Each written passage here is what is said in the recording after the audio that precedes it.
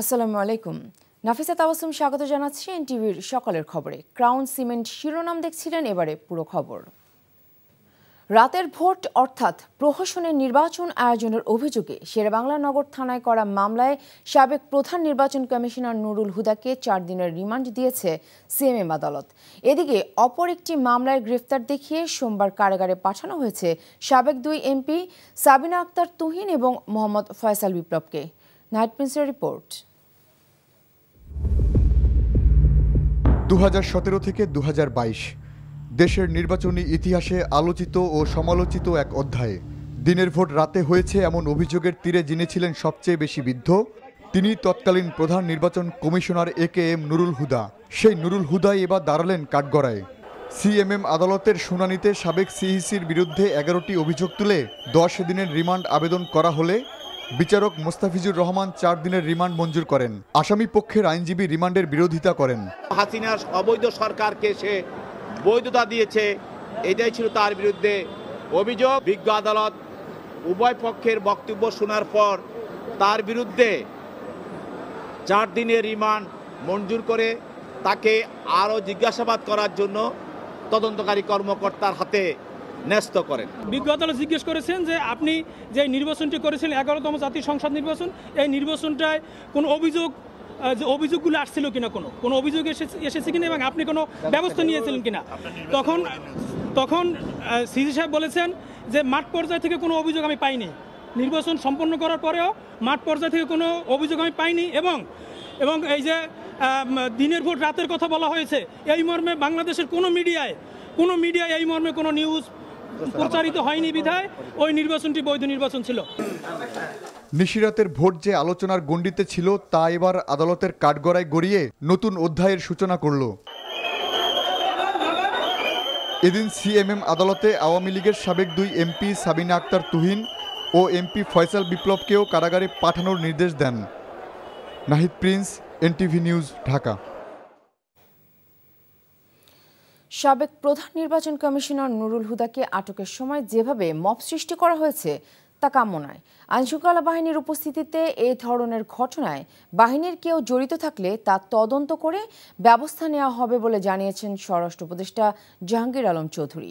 সোমবার সকালে গাজীপুরের মৌচাকে হর্টিকালচার সেন্টার পরিদর্শন শেষে উপদেষ্টা আরও বলেন, সাবেক সিইসি কাজী হাবিবুল আউয়াল গ্রেফতারের যে খবর প্রকাশিত হয়েছে তা সঠিক নয়। এরপর টাঙ্গাইলের মির্জাপুরে ময়রা পুলিশ ট্রেনিং সেন্টারে একাডেমিক ভবন পরিদর্শন ও বিভিন্ন কোর্সের প্রশিক্ষণার্থীদের সাথে কথা বলেন উপদেষ্টা। এ সময় ত্রয়োদশ জাতীয় সংসদ নির্বাচনে আইনশৃঙ্খলা বাহিনীর প্রস্তুতির বিষয়েও কথা বলেন উপদেষ্টা।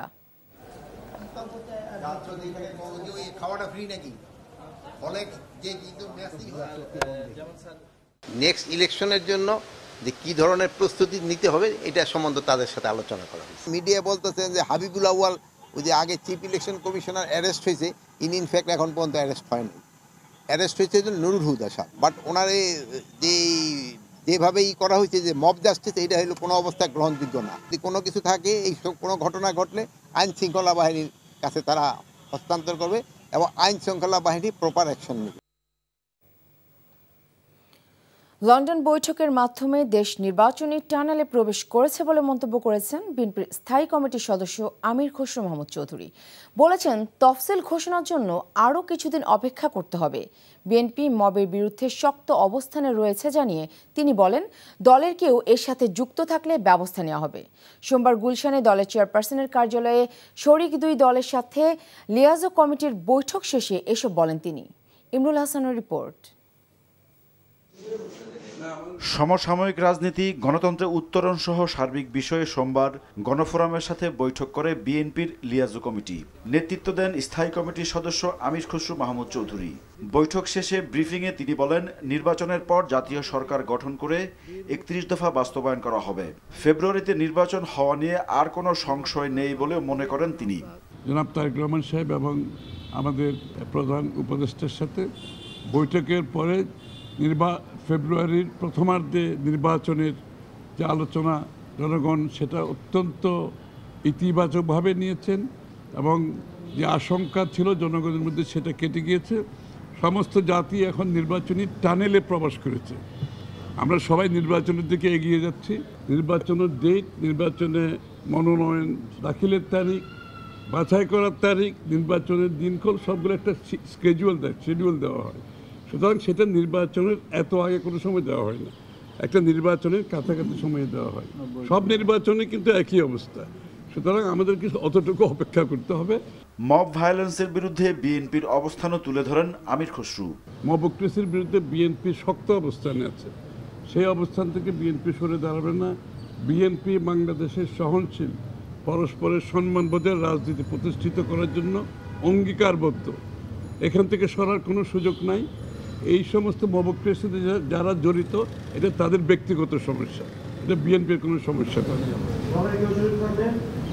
দলের কেউ যদি বিচার তার নিজের গতি বেছে নেবে, এখানে তো বিচার তো কারোর জন্য বিচার থাকবে, কারোর জন্য বিচার থাকবে না, সেটা তো আমার মনে হয় না যারা আইনের শাসনে বিশ্বাস করে তারা সেটা কোনোদিনও বলবে না।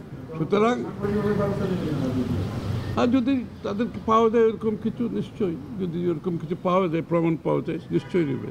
গণফোরামের পর সন্ধ্যায় এনডিএম এর সাথে বৈঠক করে বিএনপির লিয়াজু committee. Imrul Ahsan, NTV news, Dhaka. অন্তর্বর্তী সরকারের প্রধান উপদেষ্টা ডক্টর মোহাম্মদ ইউনূস বলেছেন, বাংলাদেশের স্কাউটরা দেশের জন্য জীবন দিয়ে ইতিহাস সৃষ্টি করেছে, যা বিশ্বে বিরল। ছাত্র জনতার অভ্যুত্থানে 4 জন স্কাউট সদস্যের জীবন উৎসর্গকে গৌরব ও অহংকারের বলে উল্লেখ করেন ডক্টর ইউনূস। তিনি বলেন, স্কাউটিংয়ের ইতিহাসে এমন নজির বিশ্বে আর নেই। সোমবার প্রধান উপদেষ্টার কার্যালয়ে বাংলাদেশ স্কাউটসের দেশব্যাপী আয়োজিত কাপ কার্নিভালের উদ্বোধন ও শাপলা কাপ অ্যাওয়ার্ড বিতরণ অনুষ্ঠানে তিনি এসব কথা বলেন। প্রধান উপদেষ্টা বলেন, বিশ্ব ও নিজেকে আবিষ্কারের সুযোগ তৈরি করে স্কাউটসের কার্যক্রম। ছাত্র জীবনে নিজের অভিজ্ঞতা ও দক্ষতা বাড়াতে স্কাউটসের মতো সহ শিক্ষামূলক কার্যক্রমে অংশ নিতে শিক্ষার্থীদের প্রতি আহ্বান জানান তিনি। জায়গা ছিল তখনও কলোনি হয়নি, 4 জন স্কাউট আত্মাহুতি দিল দেশের জন্য, দেশের মানুষের জন্য, নতুন বাংলাদেশ সৃষ্টি করার জন্য। সেটা দিয়েই এই ইতিহাসের সৃষ্টি। স্কাউটিংয়ের ইতিহাসে এরকম নজির আর কোথাও নাই। বাংলাদেশের স্কাউটরা ইতিহাস সৃষ্টি করেছে বলে আমরা সারা বিশ্বের পক্ষ থেকে তাদেরকে অভিনন্দন জানাচ্ছি। সবাই মিলে আমরা হাততালি দিই তাদের জন্য।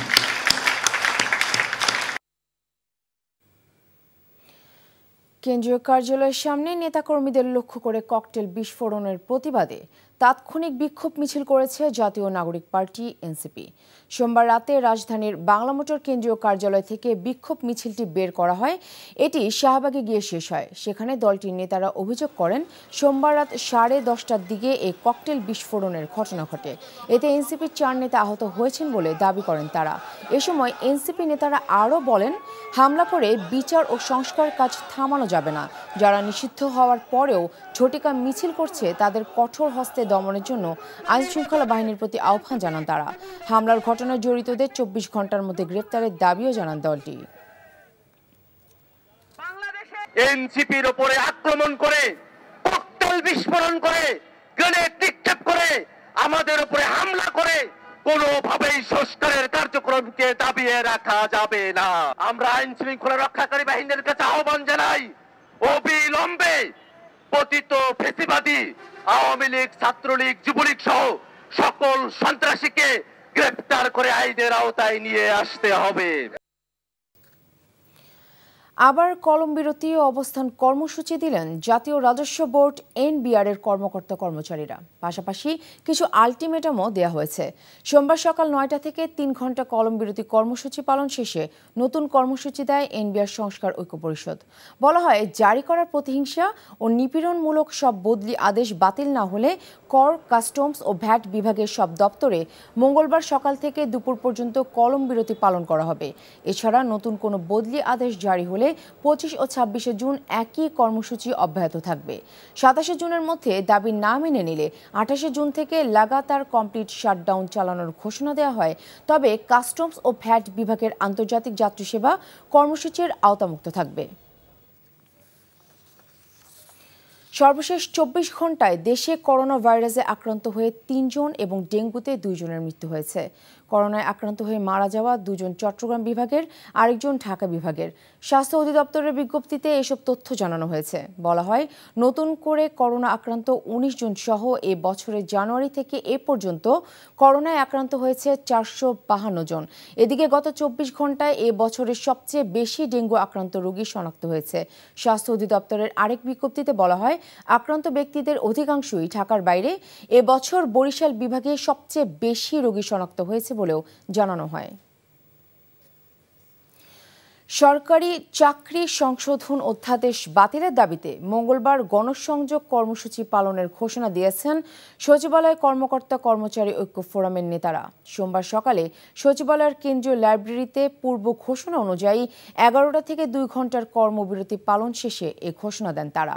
এ সময় যারা সংশোধিত সরকারি চাকরি অধ্যাদেশ তৈরিতে সহায়তা করেছে তাদের বিরুদ্ধে ব্যবস্থা নেয়ার দাবি জানানো হয়।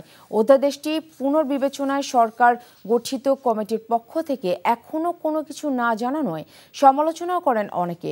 অধ্যাদেশ বাতিল না হলে কঠোর কর্মসূচি দেবারও হুঁশিয়ারি দেয় তারা। 25 মে সংশোধিত সরকারি চাকরি অধ্যাদেশ জারি করে সরকার। অধ্যাদেশ জারির আগে 22 মে উপদেষ্টা পরিষদের নীতিগত অনুমোদনের পর 24 মে থেকে আন্দোলন করে যাচ্ছেন সচিবালয়ের কর্মচারীরা।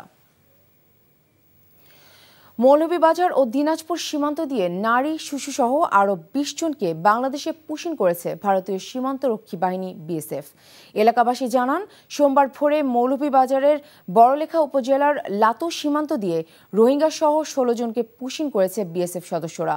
পরে স্থানীয়দের খবরে 12 জন রোহিঙ্গা এবং 4 জন বাংলাদেশিকে আটক করে বিজিবি। তাদেরকে সংশ্লিষ্ট থানায় হস্তান্তর করা হয়। অন্যদিকে দিনাজপুরের বোচাগঞ্জ উপজেলার চালান দিঘিপাড়া সীমান্ত দিয়ে বিএসএফ কর্তৃক অনুপ্রবেশ ঘটানো 4 যুবককে আটক করে বিজিবি। এনসিপির উত্তরাঞ্চলের মুখ্য সংগঠক সার্জিস আলম বলেছেন, একটি দেশের সিস্টেমগুলো সংস্কার করা 2-4 বছরে সম্ভব নয়, কিন্তু নির্বাচনের আগে মৌলিক সংস্কার এবং খুনিদের বিচারে কোনো ছাড় দেওয়া হবে না।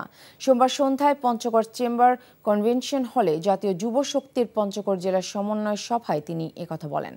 সার্জিস বলেন, যারা রক্ত দিয়ে নতুন বাংলাদেশ এনে দিয়েছেন তাদের খুনিদের যথাযথ শাস্তির আওতায় আনতে হবে।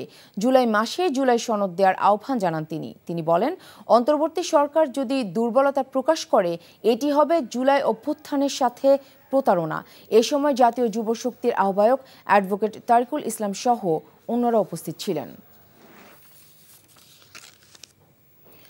কুমিল্লার লালমাই পাহাড় জুড়ে কাঁঠালের ব্যাপক ফলন হয়েছে। লালমাই পাহাড় এলাকায় প্রবেশ করলে কাঁঠালের মিষ্টি ঘ্রাণ পাওয়া যায় এখন।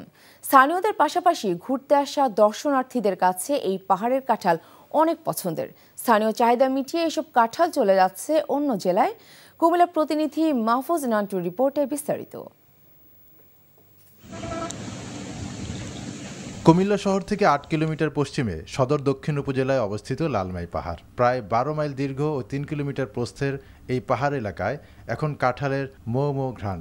ছোট বড় সব গাছেই কাঁঠাল ফলেছে। পাইকাররা এসে এসব কাঁঠাল কিনে নিয়ে যায়। চণ্ডীমুড়া, রতনপুর, লালমাই ও বিজয়পুর বাজার কাঁঠালের ক্রেতা বিক্রেতায় এখন সরগরম। পাহাড় ছাড়াও পাহাড়ের পাদদেশের সব বাড়িতে রয়েছে কাঁঠাল গাছ।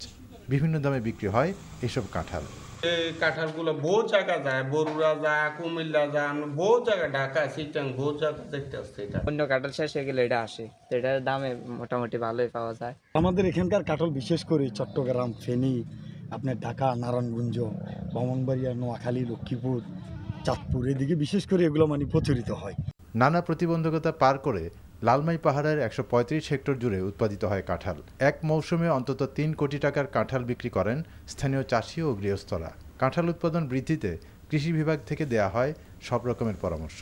আমাদের কৃষি বিভাগের পক্ষ থেকে আমরা কাঁঠাল উৎপাদনকারী যে ফার্মাররা আছে তাদেরকে আমরা সবসময় আমাদের পক্ষ থেকে যতটুকু সাহায্য সহযোগিতা সরকারিভাবে করা যায় সেটা আমরা করতেছি এবং তাদেরকে সকল ধরনের পরামর্শ আমরা দিচ্ছি যাতে তাদের এই কাঁঠালের আবাদটা সবসময় বৃদ্ধি পায় এবং তারা যাতে অর্থনৈতিকভাবে লাভবান হতে পারে। লালমাই পাহাড়ের মাটি কাঁঠাল চাষের জন্য উপযোগী। পাহাড় কাটা ও বন উজাড় করা বন্ধ করা গেলে লালমাই পাহাড়ে কাঁঠালের বাম্পার ফলন হবে বলে মনে করেন স্থানীয়রা। NTV news desk. দর্শক, এই ছিল সকালের খবরে। এই খবরের ভিডিও সহ আপডেট জানতে ভিজিট করুন এনটিভি অনলাইন www.ntvbd.com। এছাড়াও এনটিভির জনপ্রিয় সব অনুষ্ঠান ও খবরের আপডেট জানতে ভিজিট করুন আমাদের ইউটিউব ও ভেরিফাইড ফেসবুক পেজ। ধন্যবাদ সবাইকে।